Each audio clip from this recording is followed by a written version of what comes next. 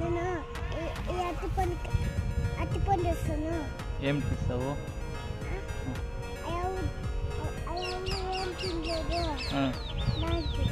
అవేం తినలేదా? తింటా ఉంది కదా.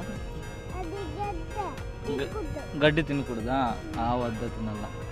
ఇప్పుడేం నువ్వు అది ఇస్తావు ఎత్తుకొని పోయి అరటిపండు? సరే ఉన్నా. ఇప్పుడు ఆవుకి పిల్లి ఆవుని ఆవు అని వస్తుంది.